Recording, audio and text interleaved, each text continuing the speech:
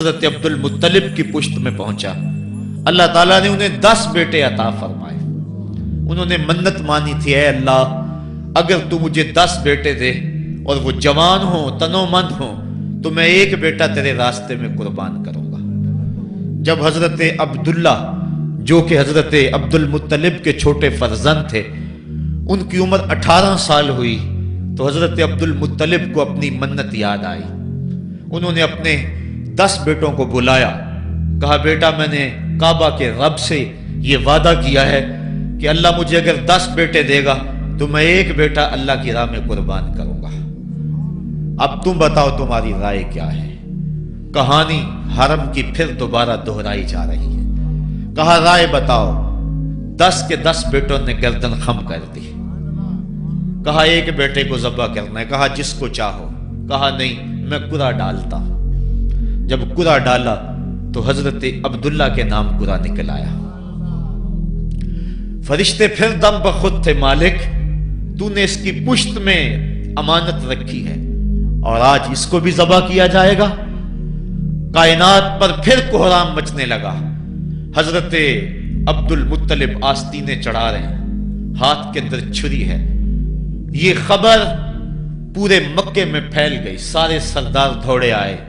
کہا عبد المطلب یہ رسم تو نہ ڈالو، اس کا ادا کرنا مشکل ہو جائے گا۔ کہا میں نے کعبے کے رب سے یہ منت مانی تھی اور اللہ نے وہ منت پوری کر دی۔ اب میں تو جب قرعہ نکالا تو میرے اس فرزند کے نام قرعہ نکل آیا، میں اس منت کو ہر صورت میں پورا کروں گا۔ لوگ اکٹھے ہو گئے، منت سماجت کر رہے ہیں، لیکن حضرت سیدنا عبد المطلب ہر صورت میں اپنی اس منت کو پورا کرنے کے لیے مصر ہیں۔ پھر کہا کہ حجاز کی حرافہ اس کے پاس چلتے ہیں اور جا کے اس کے سامنے یہ مسئلہ رکھتے ہیں۔ بعض نے لکھا کہ حجر کی کہنا کے پاس جاتے ہیں۔ با اختلاف روایات وہ حجاز کی حرافہ کے پاس پہنچے۔ جب اس کا پتہ کیا تو وہ خیبر میں تھی، تو اس کے پاس سارے سردار اکٹھے ہو کے گئے کہ اس طرح ہمارے سردار نے منت مانی تھی تو اب وہ بیٹے کو ذبح کرنے کے لیے تیار ہے، تو تم بتاؤ کس کے بارے میں ہمیں کیا کرنا چاہیے۔ اس نے کہا کل آنا، میرا تابعی آئے گا تو میں اسے پوچھوں گی، جو مجھے کہے گا میں تمہیں بتا دوں گی۔ اگلے دن یہ سردار پھر اس حرافہ کے پاس پہنچے۔ اس نے کہا کہ میرا تابعی آیا تھا، پہلے تم یہ بتاؤ کہ تمہارے ہاں کسی شخص کی دیت کتنی ہے؟ جو شخص مقتول ہو اس کی دیت قاتل کتنی دیتا ہے؟ انہوں نے کہا 10 اونٹ۔ کہا جاؤ پھر ایک طرف 10 اونٹ رکھو اور ایک طرف عبداللہ کا نام رکھو اور قرعہ ڈالو۔ اگر 10 اونٹوں کی طرف قرعہ نکل آیا تو 10 اونٹ ذبح کر دینا، اور اگر عبداللہ کی طرف نام نکل آیا پھر دوبارہ 10 اونٹ ادھر اور رکھنا، 20 رکھنا، اور اس طرح اونٹ 10-10 بڑھاتے جانا۔ جب قرعہ عبداللہ کے نام سے ہٹ کر اونٹوں کی طرف نکلا تو پھر اتنے اونٹ ذبح کر دینا۔ میرے تابعی نے یہی حل بتایا ہے۔ کہا ٹھیک، آئے اور آ کے ساری بات سنائی۔ 10 اونٹ ایک سمت رکھے گئے اور حضرت عبداللہ کا نام ایک سمت رکھا گیا۔ جب قرعہ نکالا تو حضرت عبداللہ کے نام نکلا۔ پھر 20 اونٹ رکھے گئے، پھر قرعہ نکالا تو حضرت عبداللہ کے نام نکلا۔ پھر 30 اونٹ رکھے گئے، قرعہ حضرت عبداللہ کے نام نکل رہا ہے۔ 40 اونٹ رکھے گئے، 50 رکھے گئے، 60، 70، یہاں تک کہ 100 اونٹ رکھے گئے۔ 100 اونٹ جب ادھر ہو گئے، اب قرعہ نکالا تو اونٹوں کے نام نکل آیا۔ سارے خوش ہو گئے کہ اب قرعہ اونٹوں کے نام نکل آیا، عبداللہ کی جان بچ گئی۔ لیکن حضرت عبد المطلب فرمانے لگے کہ میں ایسا نہیں کروں گا۔ کہا کیا کرو گے؟ کہا ایک مرتبہ نکلا ہے، 3 مرتبہ قرعہ ڈالو۔ اگر تینوں مرتبہ عبداللہ کے نام کی بجائے اونٹوں کے نام نکلا تو پھر میں سمجھوں گا کہ اللہ کی طرف سے یہی مرضی ہے، ورنہ میں اپنے بیٹے کی گردن پہ چھری رکھ دوں گا۔ اللہ اکبر! مکے کے اندر سردار بھی دعائیں مانگ رہے ہیں۔ اللہ اکبر! ایمن بھی دعا مانگ رہی ہے، مکے کے پربت دعائیں مانگ رہے ہیں، کائنات کا ذرہ ذرہ دعائیں مانگ رہے ہیں۔ قرعہ جب ڈالا گیا تو دوسری مرتبہ بھی قرعہ اونٹوں کے نام نکلا۔ اب تیسری مرتبہ جب کرہ ڈالا گیا تو ہر ایک کا دل دھڑک رہا ہے.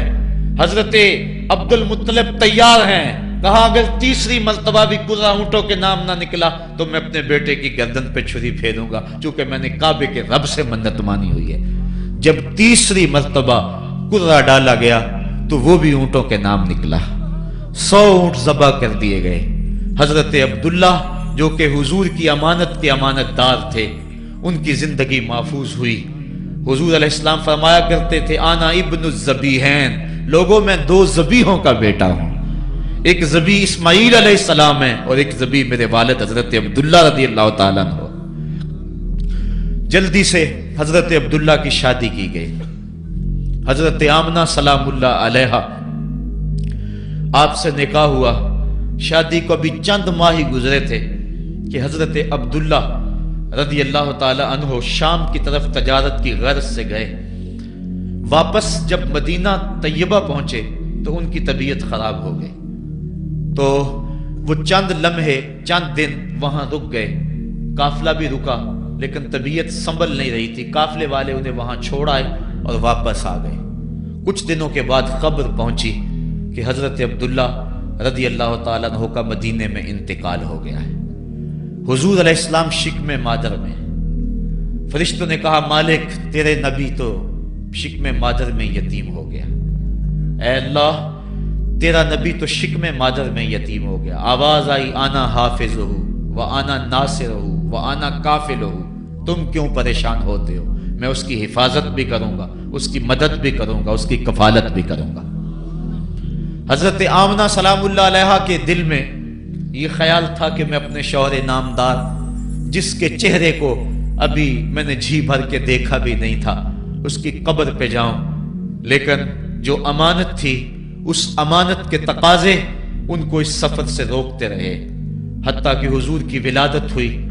آقا کریم کی عمر جب 6 سال ہوئی تو اب ان کے دل میں یہ جذبے اور یہ احساس اجاگر ہوا اور یہ جذبہ بڑھ گیا کہ میں جاؤں اور اپنے شوہر نامدار کی قبر پہ حاضر ہوں. حضرت آمنہ سلام اللہ علیہا آپ اپنے نونہال فرزند کو لے کر ام ایمن جو کہ حضرت عبداللہ کی کنیز تھیں ان کو لے کر آپ پہنچے مدینہ المنورہ. کچھ عرصہ گزارا. اللہ کے محبوب علیہ السلام کو کسی یہودی نے دیکھا تو اس نے یہ خبر گرم کر دی کہ وہ جو موعود نبی ہے جس کا وعدہ ہماری سابقہ کتابوں میں ہے وہ یہی ہے. لوگ جوق در جوق دیکھنے آنے لگے. تو حضرت آمنہ پریشان ہوئی اور جلدی سے وہ مکے کی طرف عازم سفر ہوئی. ابھی مکے سے 150 کلومیٹر کا فاصلہ باقی تھا کہ ابوا کے مقام پر حضرت آمنہ سلام اللہ علیہا کو سخت بخار ہو گیا اور حضرت آمنہ سمجھی کہ یہ میرا بخار جان لیوا ثابت ہوگا. تو انہوں نے ام ایمن کو بلایا. کہا لگتا ہے کہ یہ بخار میری موت کا باعث بنے گا. میں تمہیں وصیت کرتی ہوں کہ میرے بیٹے کو بحفاظت امیر قریش عبد المطلب تک پہنچا دینا. اور اس کے بعد حضور کو حضرت آمنہ نے بلایا، اپنے سامنے بٹھایا، سر پہ ہاتھ رکھا. حضرت آمنہ حضور سے کچھ باتیں کرنا چاہ رہی تھی. وادی ابوا کے اندر یہ منظر بڑا دل گداز تھا. حضرت آمنہ نے اب حضور کے سر پہ ہاتھ رکھا اور روتے ہوئے کہا، آنکھیں چھلکنے لگی. کہا بیٹا ہر نئی چیز نے پرانی ہو جانا ہے اور ہر باقی نے فنا ہو جانا ہے. میں بھی جا رہی ہوں وذکر باک و ولد تو تہرا، لیکن سنو میرا ذکر نہیں مٹے گا. میں تیرے جیسا پاکیزہ بیٹا چھوڑ کے جا رہی ہوں. یہ آخری لفظ تھے حضرت آمنہ سلام اللہ علیہا کے. اس کے بعد حضرت آمنہ سلام اللہ علیہا آخری ہچکی لی اور حضور سے ماں بھی جدا ہو گئی. آقا کریم علیہ السلام نے اپنی والدہ کو وہاں دفن کیا ام ایمن کے ساتھ مل کے جیسے بھی ہو سکا. وہ کیا کسی نے کہا تھا تجھے کن پھولوں سے ہم کفن دیں، تو جدا ہی ایسے موسموں میں ہوا جب درختوں کے ہاتھ پھولوں سے خالی تھے. آقا کریم کی آنکھیں چھم چھم برس رہی ہیں.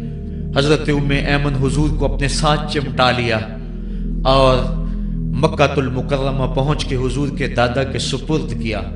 2 سال تک وہ حضور علیہ السلام کو اپنی کفالت میں انہوں نے رکھا۔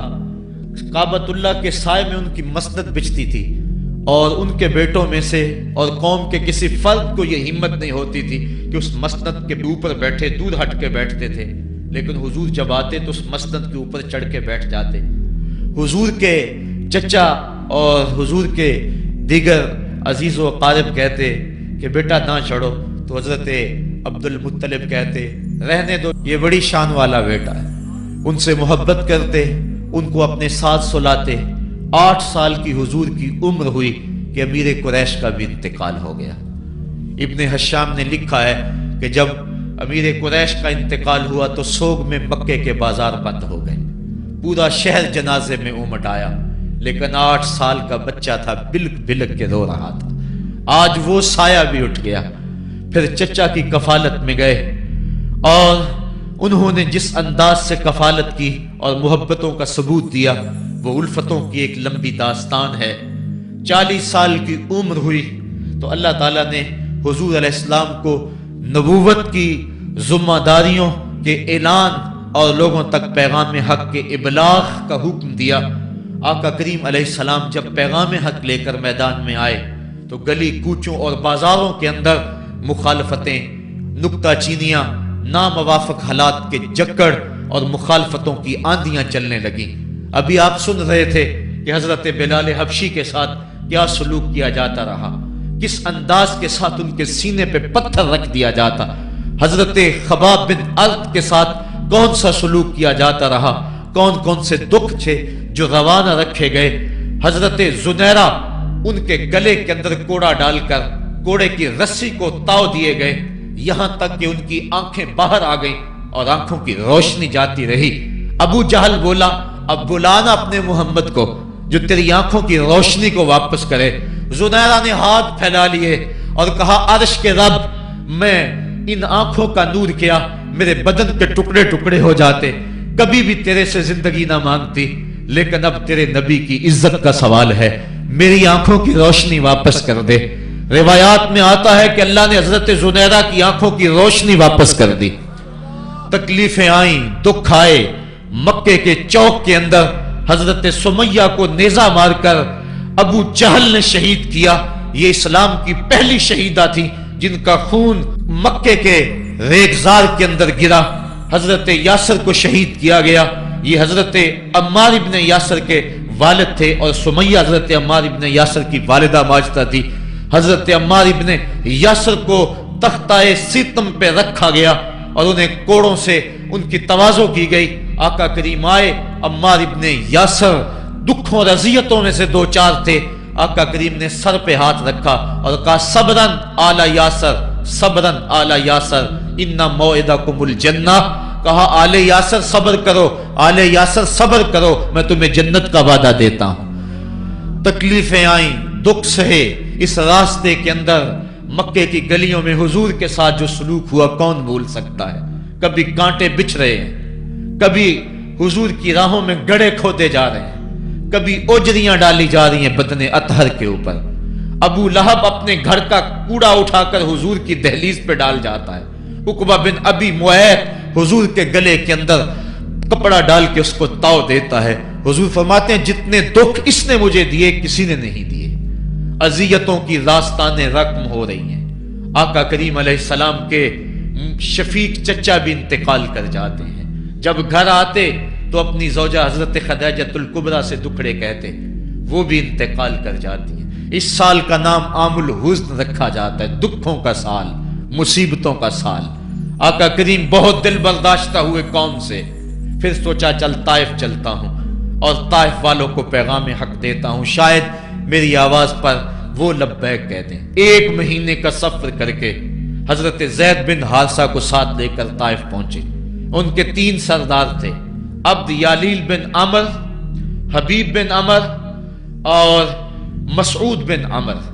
ان کے پاس جا کر پیغام حق دیا، کہا تمہاری بھلائی کا سندیشہ لے کر بڑی دور سے چلا ہوں، میری دعوت کو قبول کر لو، دنیا میں بھی کامیابی आखिरत में भी कामरानी तुम्हारा मुकद्दर होगी। ये दावत पेश की। उन्होंने कहा कि हम तुम्हारी दावत को मुस्तरद करते हैं। एक बोला कि और कोई जमाने में बंदा नहीं था जिसको नबूवत मिलती, तुझे मिलनी थी।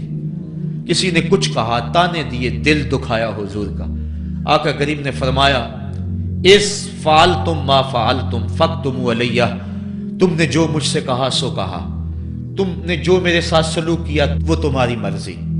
इतना मेरे से वादा करो कि ये बात कि मैं तुम्हारे पास आया हूं दावत दीन देने के लिए, तुम्हें पैगाम हक देने के लिए, इसको पोशीदा रखोगे, मख्फी रखोगे, ताकि मक्के वाले मेरे दुश्मन हैं और जब उन्हें पता चला कि ताइफ गए हैं तो वो ताइफ वालों ने भी दावत कबूल नहीं की तो वो तमस्खुर करेंगे, मुझे निशाने तदहीक बनाएंगे। लिहाजा जो कहा सो कहा, अपने अंदर इस बात को राज रखो। उन्होंने कहा कि हम क्यों राज रखते फिरें। उन्होंने इफ्शा किया, बल्कि ओबाशों के हाथों में पत्थर दिए। हजरत उम्मुल मोमिनीन सैयदा आयशा सिद्दीका रज़ी अल्लाह ताला अन्हा, महबूब कायनात, कहती हैं कि एक दिन मैंने हुजूर से पूछा कि आका उहुद के दिन से सख्त दिन भी कभी जिंदगी में आप पर आया है? फरमाया, हाँ आयशा, जब ताइफ के बाजारों में तेरी कौम ने मुझे पत्थर मारे थे तो ये दिन उहुद के दिन से भी सख्त था। हुजूर फरमाते हैं, जब मैं ताइफ से बाहर निकला तो उनके हुंडे दो रोया कितारों में खड़े थे, हाथों में पत्थर, और मैं दरमियान से गुजरने लगा तो वो मेरे पांव पे पत्थर मारते। मैं पांव उठा लेता तो दूसरे पांव पे पत्थर मारते। फिर मैं शिद्दत दर्द और एहसास कर्ब से बैठ जाता तो उनके दो गुंडे आगे बढ़ते, मुझे कंधों से पकड़ के उठाते और फिर मुझे पत्थर मारते। फरमाया, है आयशा, ये दिन उहुद के दिन से भी सख्त था जब तेरी कौम ने ताइफ के बाजारों में मुझे पत्थर मारे। आका करीम अलैहिस्सलाम उहुद के अंदर जब हुजूर के चचा शहीद हुए, वो दिन भी तारीख इस्लाम का दर्दनाक दिन है। आका के सर पे पट्टी बंधी हुई थी, आंखों में आंसू थे और बार बार पूछते थे, मा फाला अम्मी, मेरे चचा की बात सुनाओ। जब बताया गया हुजूर हजरत हमजा शहीद हो गए तो आका करीम उनकी लाश पे गए, देखा कि उनका पेट चाक है, उनकी नाक काट दी गई है, उनकी जुबान काट दी गई है, उनका दिल निकाल लिया गया है, उनकी आंखों में नेज़े चुभोए गए हैं और उनके कान काट लिए गए हैं। आका करीम की आंखों में अश्क थे और आका करीम, मा फाला अम्मी, मेरे चचा का क्या हुआ? आका करीम अपनी जुबान पर ये लफ्ज ला रहे थे। और फिर जब हजरत सफी आई और उनके पास दो कफन के टुकड़े थे, दो कफन के कपड़े थे, जब हजरत अमीर हमजा को कफन दिया जाने लगा, कहा 7 अंसारी की लाश पड़ी हुई है, कहा इन्हें भी कफन दो। मेरा हमजा 2 कपड़ों में और इसे एक कपड़ा भी नसीब ना हो। मोहम्मद अदल करने आया है, इंसाफ करने आया है। अब जब कपड़े फैलाए गए तो एक कपड़ा लंबा था, एक कपड़ा छोटा था। अर्ज की हुजूर, ये जो बड़ा कपड़ा है ये अमीर हमजा रज़ी अल्लाह ताला अन्हु को दे दें और छोटा अंसारी को दे दें। कहा नहीं, मैं इंसाफ करने आया हूं, कुदा डाल लो, किसके हिस्से में कौन सा कपड़ा आता है। और जब कुदा डाला गया तो छोटा कपड़ा हजरत अमीर हमजा के हिस्से में आया और बड़े कपड़े में उस अंसारी सहाबी को कफन दिया गया। अब वो कपड़ा जब हजरत अमीर हमजा का सर ढांपते थे तो पांव नंगे हो जाते, पांव ढांपते तो सर नंगा हो जाता।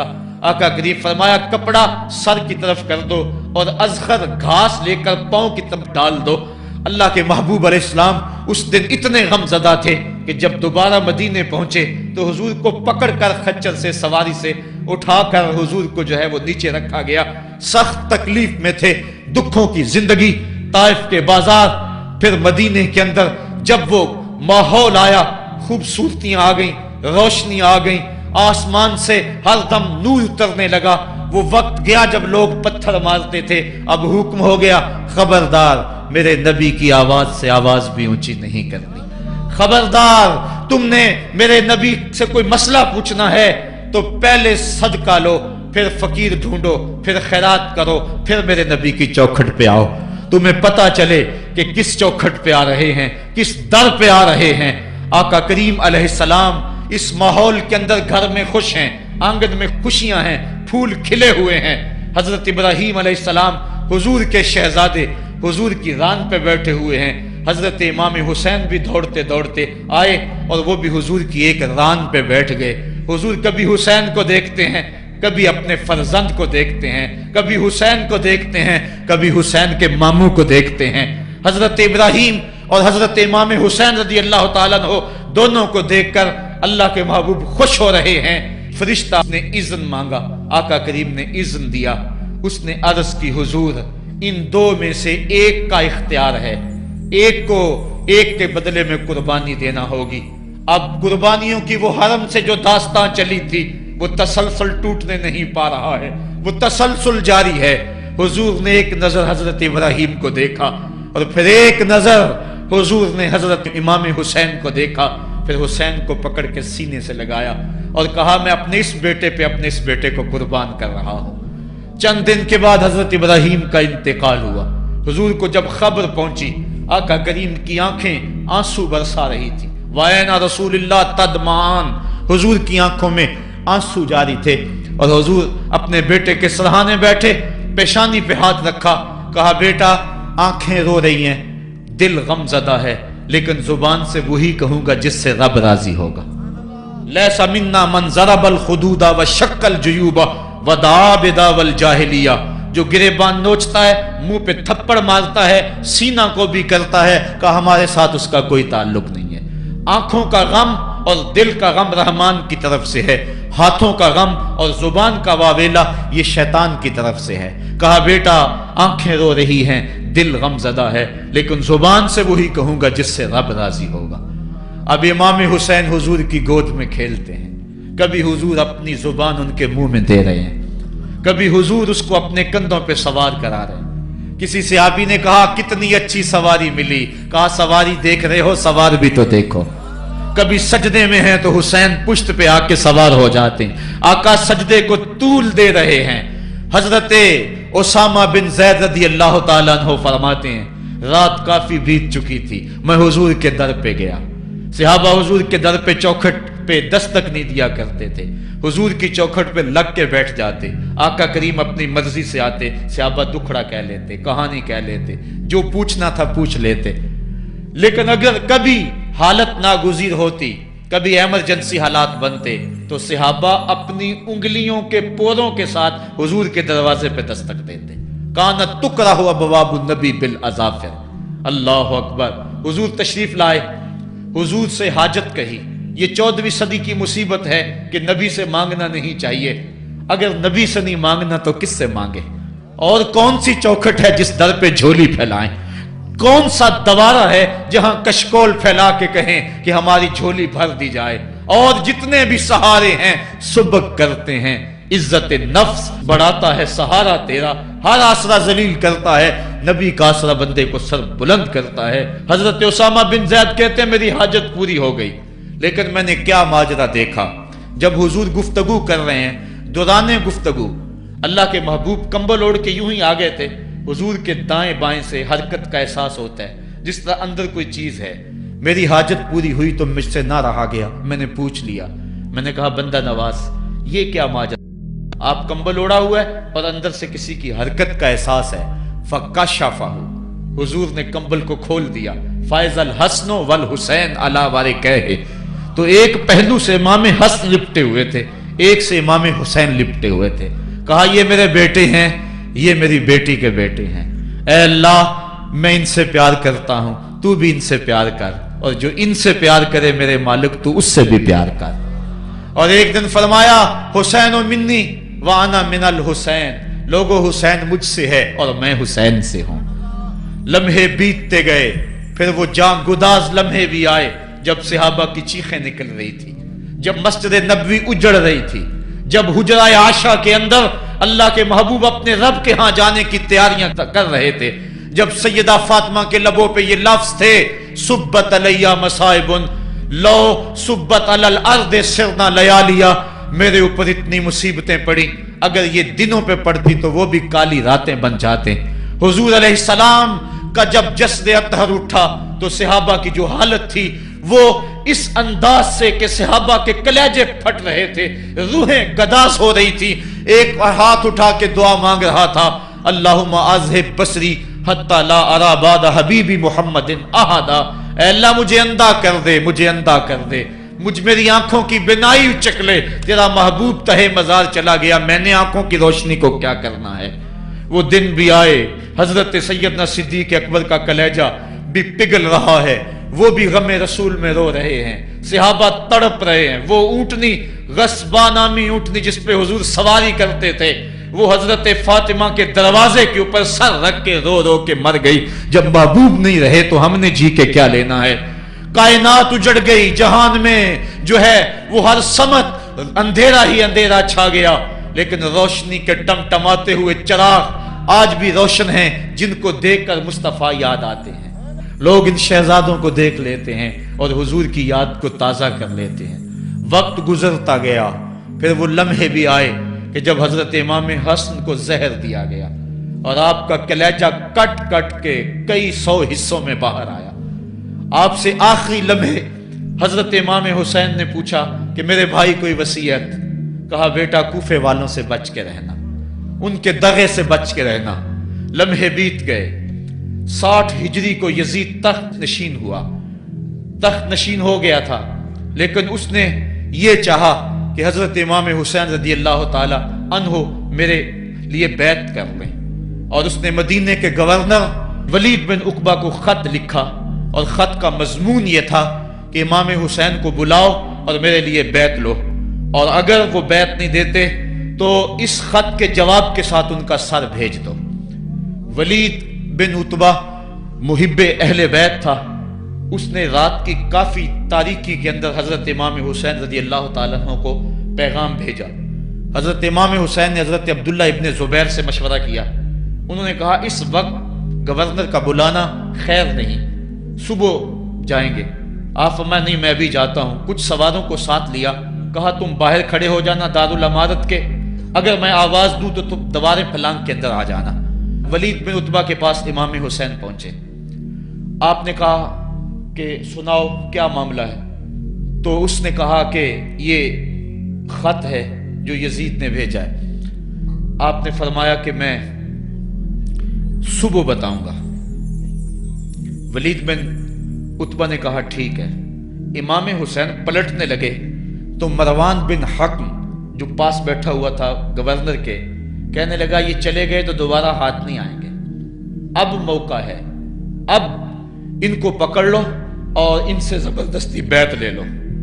یہ بات حضرت امام حسین کے کانوں میں پڑی، آپ پلٹے، نیام سے تلوار نکالی، حیدری کچھار سے محمدی شیر نکل آیا، اور حضرت امام حسین رضی اللہ تعالیٰ عنہ نے اس وقت جو جملے کہے، تاریخ کے اوراق کے اندر وہ جملے محفوظ ہیں۔ حضرت امام حسین نے کہا ایھا الامیر، اے امیر تو جانتا نہیں ہم کون ہیں؟ انا معدن الرسالہ و محبت الوحی و مختلف الملائکہ، میں وہ ہوں جس کے گھر میں جبریل آتا تھا، ہمارے گھر میں وحی اترتی رہی ہے۔ وَيَزِيدُ بْنُ الْمُعَاوِيَةِ رَجُلٌ فَاسِقٌ فَاجِرٌ قَاتِلُ النَّفْسِ مُعْلِنٌ بِالْفِسْقِ شَارِبُ الْخَمْرِ وَمِثْلُنَا لَا يُبَايِعُ، کہا اور یزید شرابی ہے، یزید مسلمانوں کا قاتل ہے، یزید فاسق مولن ہے، اے امیر میرے جیسا شخص چھپ کر بیعت نہیں کر سکتا۔ اللہ اکبر۔ حضرت امام حسین نے جب یہ بات کہی، جو باہر لوگ کھڑے تھے وہ بھی چاقو چوبند ہو گئے۔ اس نے کہا حضور آپ جائیے۔ مروان مشورے دیتا رہا، لیکن حضرت امام حسین کو گورنر مدینہ نے کہا کہ آپ جائیے۔ حضرت امام حسین رضی اللہ تعالیٰ عنہ واپس پلٹے۔ حضرت امام حسین کی ہمشیرہ سیدہ زینب انتظار کر رہی تھی بھائی کا۔ پوچھا کیا ماجرا ہے؟ کہا حالات بگڑ گئے، اب ہمارا مدینے میں رہنا محال ہے، صبح سحری سے قبل شہر مدینہ چھوڑ دیں۔ اللہ اکبر، ورنہ ہمارے خون سے نبی کا حرم لالا زار بنے گا۔ حضرت امام حمام رضی اللہ تعالیٰ عنہ نے اہل بیت کی مشاورت سے یہ فیصلہ کر لیا۔ کجاوے کسے جانے لگے، سامان تیار ہو گیا۔ حضرت محمد بن حنفیہ کو کہا کہ تم یہاں رہو اور تم خبر پہنچانا کہ پیچھے کیا ماجرے ہوتے ہیں، اور مکے کی طرف میں سفر کر رہا ہوں۔ کہانی لمبی ہو رہی ہے اور وقت کے دامن میں اتنی گنجائش نہیں ہے کہ پھر کس طرح شہر مدینہ چھوڑا ہوگا. حاجی جاتے ہیں 8 دن اور 8 دن کے بعد مدینہ چھوڑتے ہیں. ان سے کوئی پوچھو کہ مدینہ چھوڑنا کتنا مشکل ہے. وہ کیا کسی حاجی کو لوگ مبارک دے رہے تھے؟ اس نے کہا تھا مبارک دے رہے ہو دوستو حج و زیارت کی، میرا غم بھی تو دیکھو، میں مدینہ چھوڑ آیا ہوں. جو 8 دن مدینہ رہتا ہے اس سے مدینہ چھوڑا نہیں جاتا جس کی ولادت مدینے میں ہوئی. جو کھیلتا تھا تو مدینے کی گلیوں میں، جس کے گھر کا دروازہ مسجد نبوی میں کھلتا تھا، اس حسین کو مدینہ چھوڑنا قیامت ہوگی. شہر مدینہ چھوڑا. حضرت امام حسین رضی اللہ تعالیٰ عنہ مکہ المکرمہ پہنچے. وہاں رمضان گزرا، حالات وہاں بھی بگڑتے گئے. مسلسل خط آتے رہے کوفے سے. کہانی طویل ہے. 8 ذو الحج کو حضرت امام حسین رضی اللہ تعالی عنہ کوفے کی طرف عازم سفر ہوئے. حضرت عبداللہ ابن عمر، عبداللہ ابن عباس رضی اللہ تعالی عنہما اور دیگر صحابی ہاتھ جوڑ کے کھڑے ہو گئے. بلکہ حضرت عبداللہ ابن عباس نے تو یہاں تک کہہ دیا کہ میں دیکھ رہا ہوں کہ وہاں تمہیں شہید کیا جائے گا، آپ اگر ضرور جاتے ہیں تو ان بچوں کو چھوڑ دیں. حضرت امام حسین فرماتے میرے غم گسارو، میرے پیارو، مجھ کو نہ روکو، مجھ کو جانے دو، مجھے نانے کے دی کی ڈوبتی کشتی بچانے دو. میں جاتا ہوں کہ دنیا پر وفا کا نام رہ جائے، میں رہوں نہ رہوں پر عظمت اسلام رہ جائے. میں نہیں جاتا تو نبی کے گھر کی آن جاتی ہے. لوگوں تمہارا دین جاتا ہے، میری غیرت ایمان جاتی ہے. کہا مجھے جانا ہوگا. 8 ذو الحج کو لوگ کعبہ کی طرف آ رہے ہیں اور کعبہ دلہن کی طرح سنورا ہوا ہے. طواف کرنے والوں کا جھرمٹ ہے. حاجی حج کرنے آ رہے ہیں، لیکن حضرت امام حمام کسی اور حج کی تیاری کر رہے ہیں. کسی نے کہا حج تو کر جائیں، اتنی مرتبہ مدینے سے پیدل چل کے آئے اور آج تو مکہ المکرمہ میں موجود ہے. کہا پیچھے ہٹو، جو حج میں کرنے جا رہا ہوں وہ انوکھا ہوگا، وہ نرالا ہوگا. تم بھی طواف کرو گے، میں بھی طواف کروں گا. تم طواف کعبۃ اللہ کا کرو گے اور میں خیموں کا طواف کروں گا. ایک حج تمہارا ہے، ایک حج میرا ہے. تم بوسے لوگے کس کے؟ حجر اسود کے. میں اپنے فرزند کا منہ چوموں گا. لوگوں ایک طواف تمہارا ہوگا، ایک طواف میرا ہوگا. تم آب زمزم پیو گے، میں پیاسا رہوں گا. اور تم کبھی صفا پہ کبھی مروہ پہ دوڑو گے، میں کبھی علی اکبر کی لاش اٹھانے جاؤں گا، کبھی میں قاسم کی لاش اٹھانے جاؤں گا، کبھی اون محمد کے تڑپتے ہوئے لاشوں کو اٹھانے جاؤں گا. لوگوں ایک حج تمہارا بھی ہے، ایک حج میرا بھی ہے. جب تم حج کر لو گے تمہاری سائی مکمل ہو جائے گی تو تم سر مڈا کے احرام کھول دو گے، اور جب میری سائی مکمل ہو جائے گی تو میں سر کٹا کے احرام کھول دوں گا. تم سفید احرام پہنو گے، میں سرخ احرام پہنوں گا.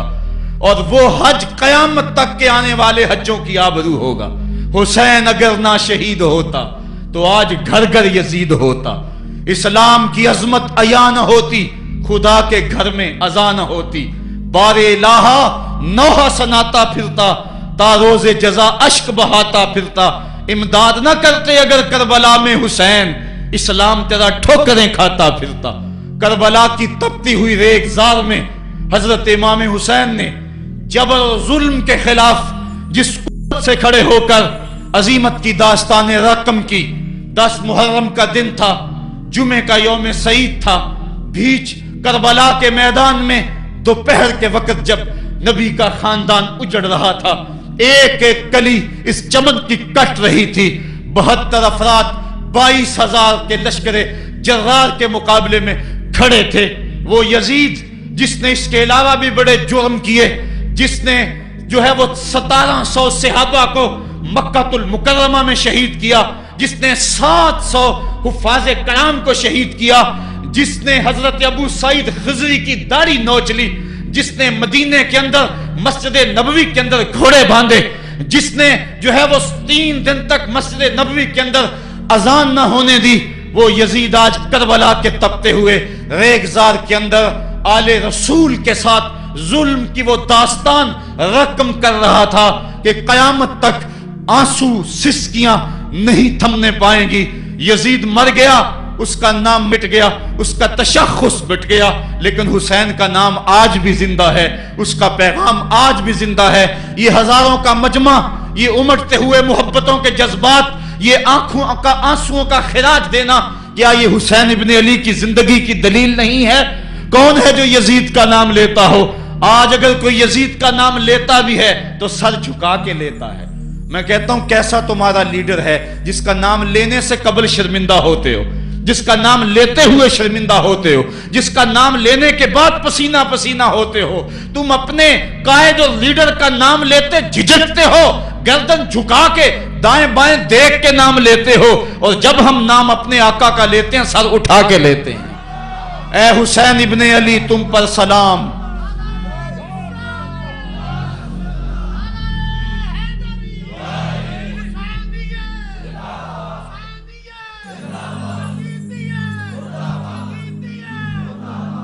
صاحبو، کربلا کا تپتا ہوا منظر ہے، اتنے دکھ آ گئے۔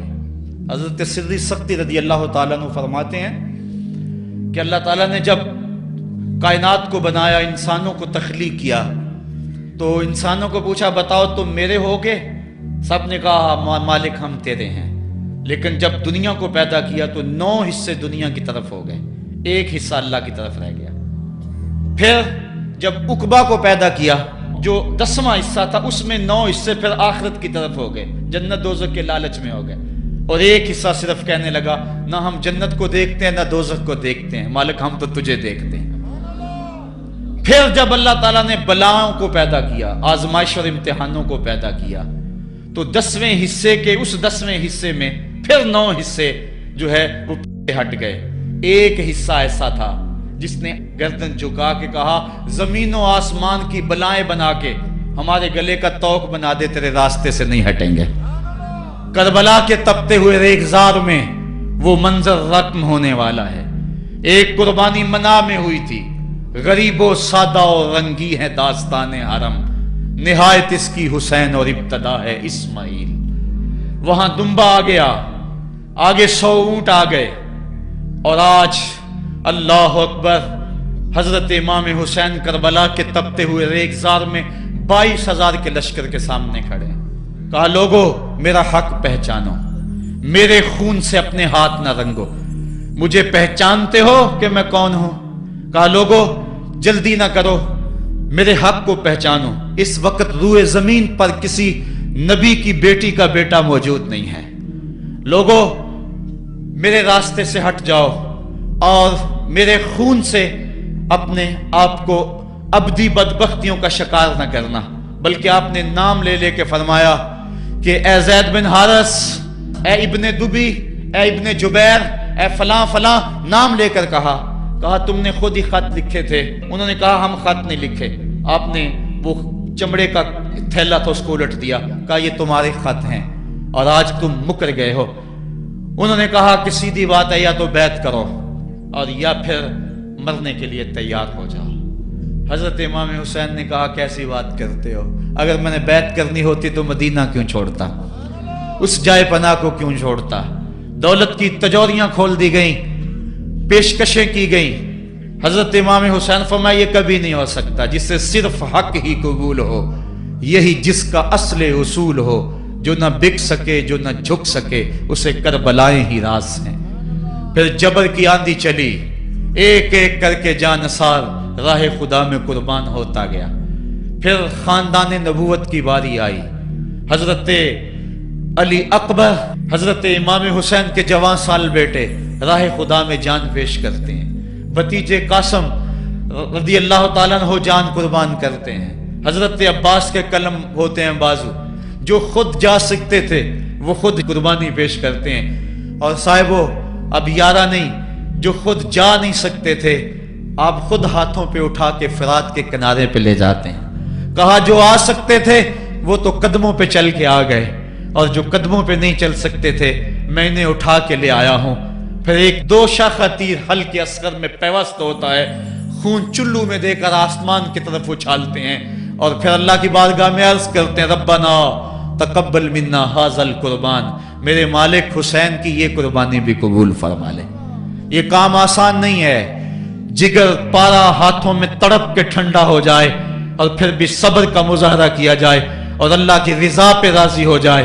अब हजरत इमाम हुसैन रजी अल्लाह ताला अन्हु तन्हा रह गए, एक एक को रुखसत कर रहे थे शहादत का दूल्हा बनाकर, लेकिन अब इमाम हुसैन को रुखसत करने वाला कोई मौजूद नहीं है। आप घोड़े पे सवार हुए, मैदान करबला की तरफ फेर लगाई। खेमे के अंदर जो खवातीन थी वो जानती थी जो इस रास्ते गया फिर पलट के नहीं आया, उसकी लाश हजरत इमाम अपने कंधों पे उठा के लाए हैं। अब इस हुसैन इब्ने अली की लाश कौन उठाएगा? कहा सबने के हुसैन ना चाहिए, कहा मैं नाने के दीन के लिए जा रहा हूं। मैदान अमल में गए, तेगे बरात चमकी, लोगों के सर काट रही है, आवाज आ रही है ये कौन जी वकार है, बला का शाह सवार है, लिबास है फटा हुआ, गुबार से अटा हुआ, लख्त लख्त कटा हुआ, फिर भी है डटा हुआ, तमाम जिसमें नाजनी छिदा हुआ कटा हुआ, फिर भी है डटा हुआ, ये नबी का नूरे ऐन है, ये बिल यकीन हुसैन है।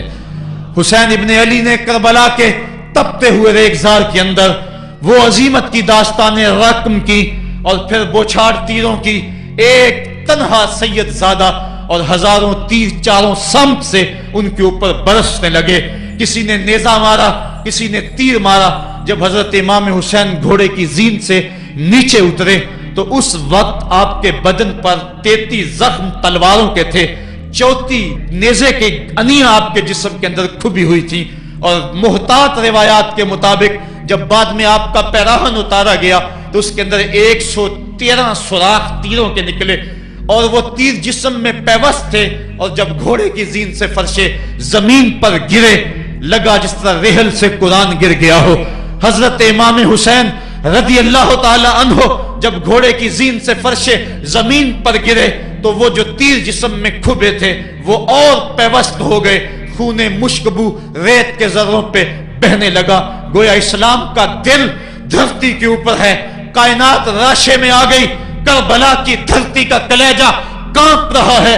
हजरत उम्मे सलमा को हुजूर ने करबला की मट्टी दी, कहा जब ये खून बन जाए तो समझ लेना कि मेरा हुसैन शहीद कर दिया गया है। वो मदीने के अंदर ख्वाब देखती हैं कि आका करीम अलैहिस्सलाम दाढ़ी मुबारक के अंदर गर्द मुबारक पड़ी हुई है और बाल उलझे हुए हैं, घबरा के उठ खड़ी हुई कि क्या माजरा है।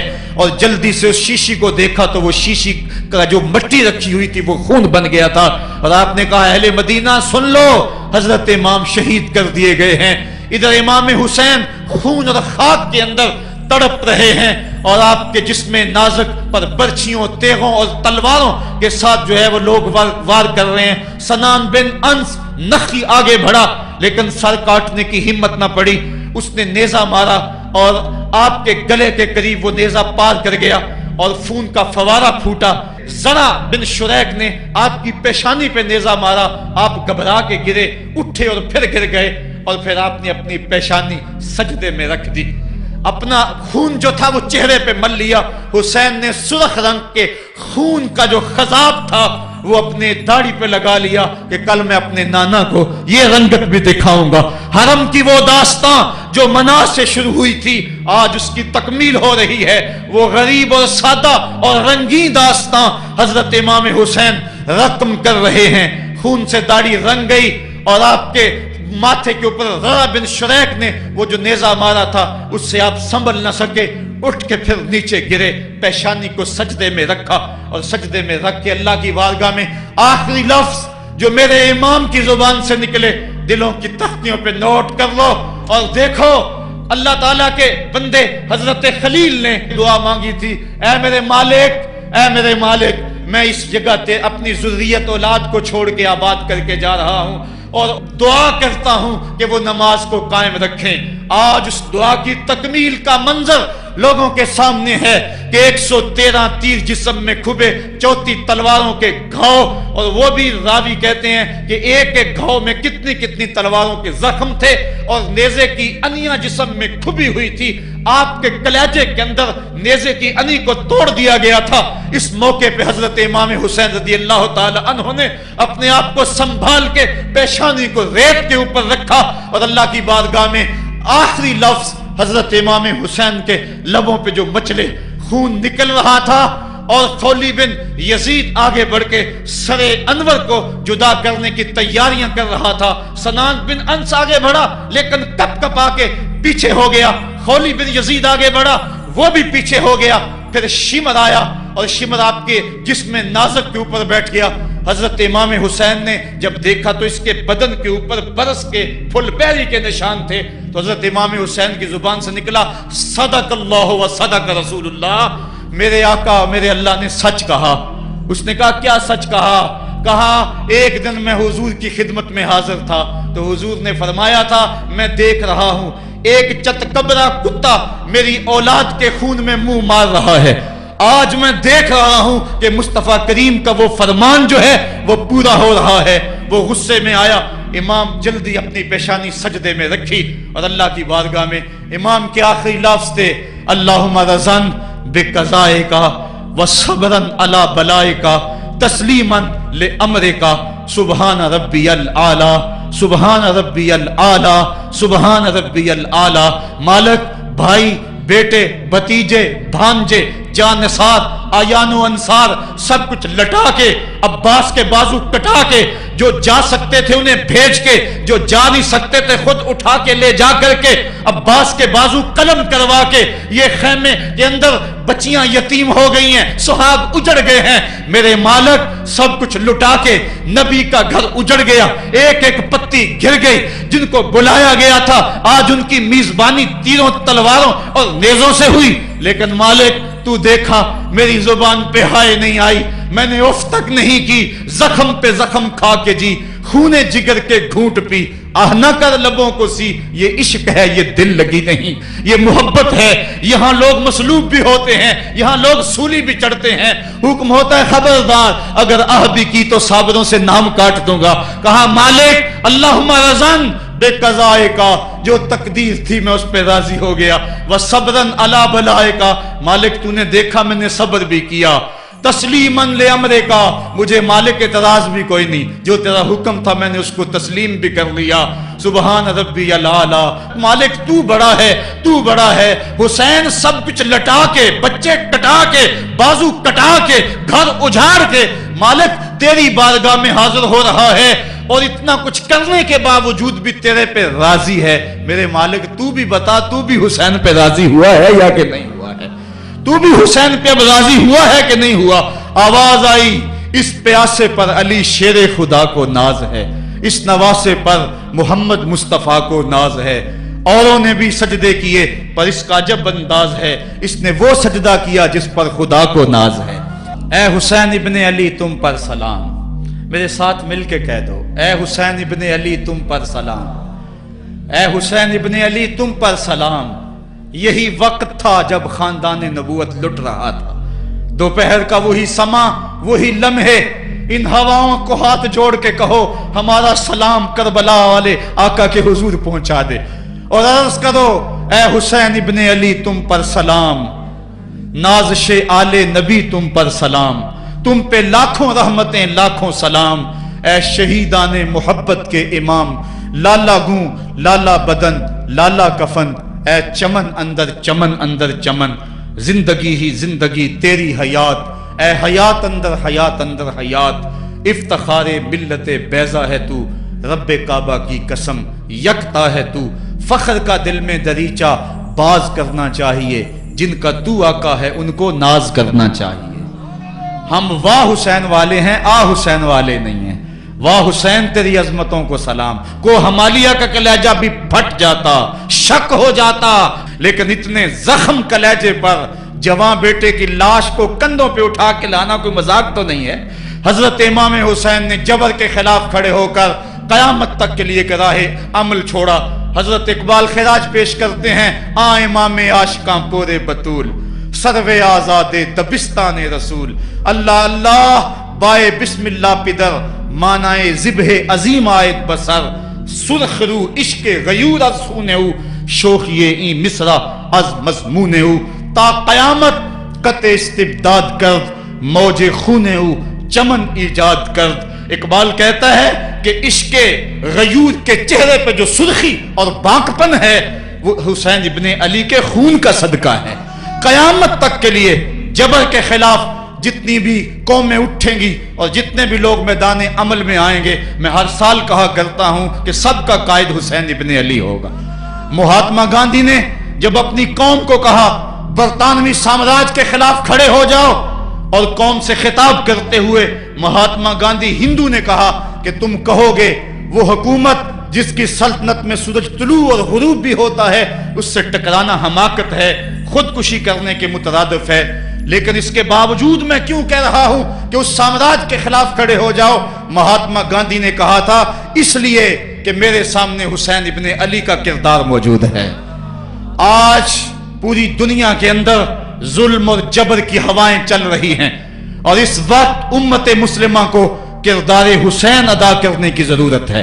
اگر ہم نام حسین ابن علی کا لیں اور کرتوتیں اور لچھن سارے یزید والے ہوں، تو یہ لفظ لفظ، حرف حرف اور قدم قدم حضرت امام حمام سے منافقت ہے۔